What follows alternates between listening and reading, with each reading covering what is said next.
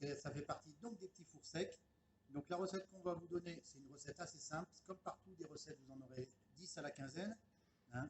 Donc elle se compose de sucre, sur lequel j'ai mis ma gousse de vanille grattée. Toujours pareil, les gousses, une fois qu'on les a grattées, on ne les jette pas. Elles peuvent servir à plein de choses. Donc je la mets de côté. 2 œufs, un jaune et la noix de coco. Le principe est simple, c'est de tout mélanger. Il n'y a pas de process particulier. Hein. La seule chose, voilà, c'est qu'une fois qu'on va avoir tout incorporé, avant de les dresser, pareil, il y a deux façons de dresser, à la poche ou à la main.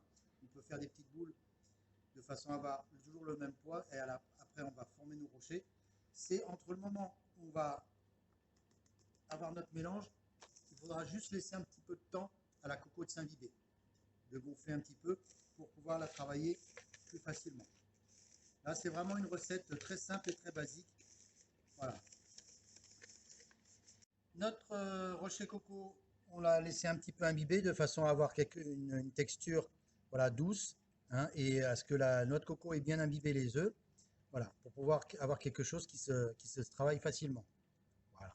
D'accord? Donc moi, ce que je fais pareil, je me fais un petit boudin de façon après à pouvoir détailler quelque chose de régulier. Voilà, je détaille mes petits rochers coco. Après, il y en a qui vont pouvoir les travailler sur la balance ou pas, si vraiment on veut aller dans le... Voilà. Enfin, je fais un boudin ou pareil, hein, peu importe si c'est pas, s'il n'est pas bien rond.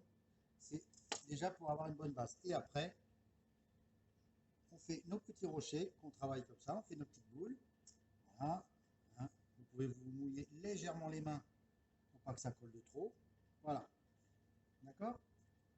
Et une fois qu'on a fini toutes nos petites boules, après on va venir pincer pardon, le rocher coco pour faire une petite pointe comme ça avec les doigts.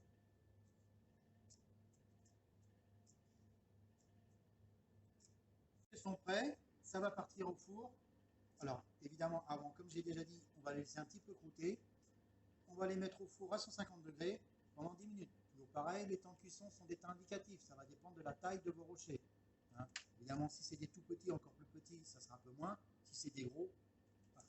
Ce qu'il faut, c'est que ça soit un petit peu coloré sur le dessus et tendre à l'intérieur.